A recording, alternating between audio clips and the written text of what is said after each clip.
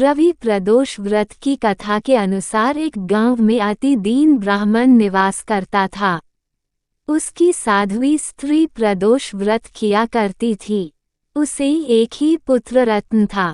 एक समय की बात है, वह पुत्र गंगा स्नान करने के लिए गया।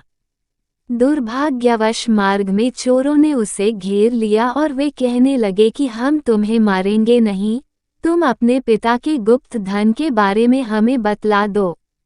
बालक दीन भाव से कहने लगा कि बंधुओं, हम अत्यंत दुखी दीन हैं, हमारे पास धन कहाँ है।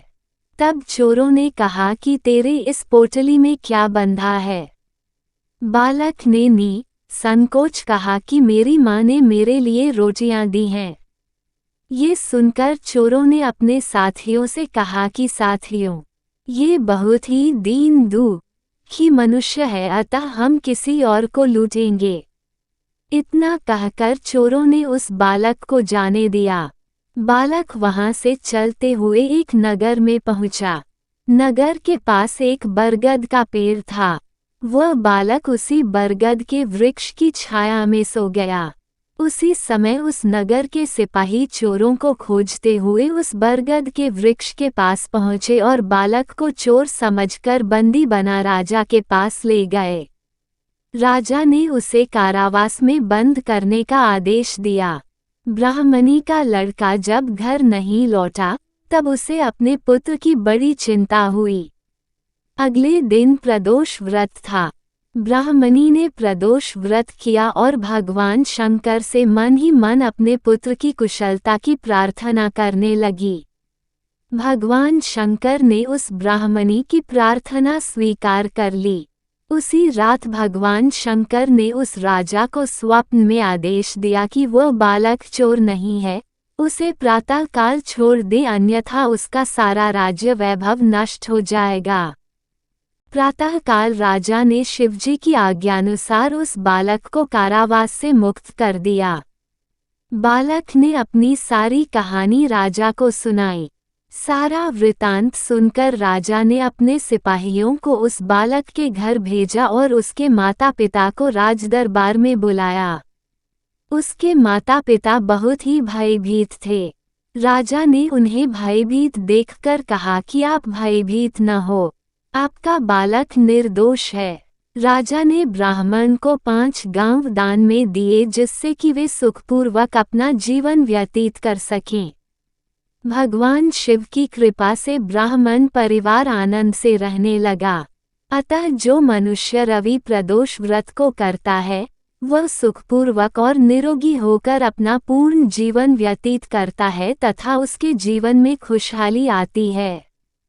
प्रदोष व्रत को भगवान शिव की पूजा और उनकी अनुग्रह प्राप्ति के लिए विशेष माना जाता है। प्रदोष व्रत का विशेष महत्व है, जो कि त्रयोदशी तिथि को होता है, जब सूर्यास्त के समय शिव पूजा की जाती है। इस दिन भगवान शिव की आराधना करने से उनकी कृपा प्राप्त होती है। साथ ही भक्तों को सुख और शांति मिलती है। बता दें कि यह व्रत कष्टों से राहत दिलाने और संकटों को दूर करने में मदद करता है। भगवान शिव और माता पार्वती की उपासना करके जीवन में सकारात्मक परिवर्तन लाया जा सकता है। इसी कड़ी में इस साल का आखिरी रवि प्रदोष व्रत 24 दिसंबर को रखा जाएगा। आइए जानते हैं शुभ मुहूर्त महत्व। हिंदू पंचांग के अनुसार मार्गशीर्ष महीने के शुक्ल पक्ष की त्रयोदशी तिथि 24 दिसंबर 2023 को प्रातः 6:24 बजे से शुरू होगी, जिसका समापन 25 दिसंबर प्रातः 5:54 बजे होगा। वहीं पूजा का समय 24 दिसंबर को शाम 5:30 बजे से रात 8:14 बजे तक है। शिव पूजा के लिए एक पूजा स्थल तैयार करें, जहां आप पूजा करेंगे। पूजा के लिए कलश स्थापित करें और उसमें गंगाजल डालें। भगवान शिव के मंत्र ओम नमः शिवाय का उच्चारण करें। शिवलिंग को जल से स्नान कराएं और फूल, बेलपत्र, धातुरा, धूप, दीप, फल, नैवेद्य आदि समर्पित करें। भगवान शिव की आरती गाएं, जिसके बाद दिया दिखाकर भगवान का आशीर्वाद लें। सभी को प्रसाद बांटें और स्वयं भी ग्रहण करें। प्रदोष व्रत की पूजा कब करनी चाहिए? प्रदोष व्रत की पूजा अपने शहर के सूर्यास्त होने के समय के अनुसार प्रदोष काल में करनी चाहिए। प्रदोष में क्या न करें? भगवान शिव की प्रदोष काल में पूजा किए बिना भोजन ग्रहण न करें। व्रत के समय में अन्न, नमक, मिर्च आदि का सेवन नहीं करें। प्रदोष व्रत की विधि। प्रदोष व्रत करने के लिए मनुष्य को त्रयोदशी के दिन प्रातः सूर्य उदय से पूर्व उठना चाहिए। नित्य कर्मों से निवृत्त होकर भगवान श्री भोलेनाथ का स्मरण करें। इस व्रत में आहार नहीं लिया जाता है। पूरे दिन उपवास रखने के बाद सूर्यास्त से 1 घंटा पहले स्नान आदि कर श्वेत वस्त्र धारण किए जाते हैं। पूजन स्थल को गंगाजल या स्वच्छ जल से शुद्ध करने के बाद गाय के गोबर से लीपकर मंडप तैयार किया जाता है। अब इस मंडप में 5 रंगों का उपयोग करते हुए रंगोली बनाई जाती है। प्रदोष व्रत की आराधना करने के लिए कुशा के आसन का प्रयोग किया जाता है। इस प्रकार पूजन की तैयारियां करके उत्तर पूर्व दिशा की ओर मुख करके बैठे और भगवान शंकर का पूजन करना चाहिए। पूजन में भगवान शिव के मंत्र ओम नमः शिवाय का जाप करते हुए शिव को जल चढ़ाना चाहिए।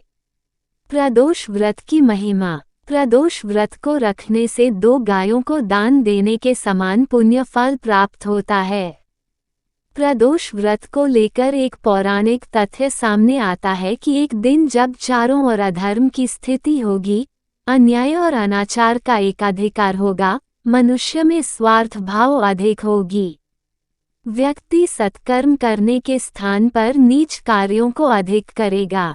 उस समय में जो व्यक्ति त्रयोदशी का व्रत रख शिव आराधना करेगा, उस पर शिव कृपा होगी। इस व्रत को रखने वाला व्यक्ति जन्म जन्मांतर के फेरों से निकलकर मोक्ष मार्ग पर आगे बढ़ता है। उसे उत्तम लोक की प्राप्ति होती है। प्रदोष व्रत का महत्व। मान्यता और श्रद्धा के अनुसार स्त्री पुरुष दोनों यह व्रत करते हैं। कहा जाता है कि इस व्रत से कई दोषों की मुक्ति तथा संकटों का निवारण होता है। यह व्रत साप्ताहिक महत्व भी रखता है। रविवार को पड़ने वाले प्रदोष व्रत से आयु वृद्धि तथा अच्छा स्वास्थ्य लाभ प्राप्त किया जा सकता है। सोमवार के दिन त्रयोदशी पड़ने पर किया जाने वाला व्रत आरोग्य प्रदान करता है और इंसान की सभी इच्छाओं की पूर्ति होती है। मंगलवार के दिन त्रयोदशी का प्रदोष व्रत हो तो उस दिन के व्रत को करने से रोगों से मुक्ति व स्वास्थ्य लाभ प्राप्त होता है। बुधवार के दिन प्रदोष व्रत हो तो उपासक की सभी कामनाओं की पूर्ति होती है। गुरुवार के दिन प्रदोष व्रत पड़े तो इस दिन के व्रत के फल से शत्रुओं का विनाश होता है। शुक्रवार के दिन होने वाला प्रदोष व्रत सौभाग्य और दाम्पत्य जीवन की सुख शांति के लिए किया जाता है। संतान प्राप्ति की कामना हो तो शनिवार के दिन पड़ने वाला प्रदोष व्रत करना चाहिए।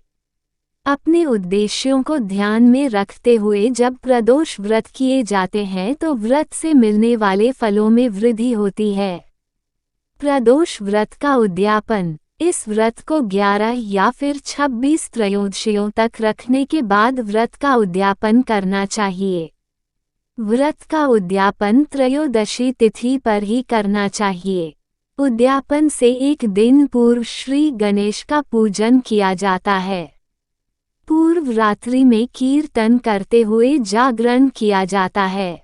प्रातः जल्दी उठकर मंडप बनाकर मंडप को वस्त्रों और रंगोली से सजाकर तैयार किया जाता है। ओम उमा सहित शिवाय नमः मंत्र का एक माला यानी 108 बार जाप करते हुए हवन किया जाता है। हवन में आहुति के लिए खीर का प्रयोग किया जाता है। हवन समाप्त होने के बाद भगवान भोलेनाथ की आरती की जाती है और शांति पाठ किया जाता है।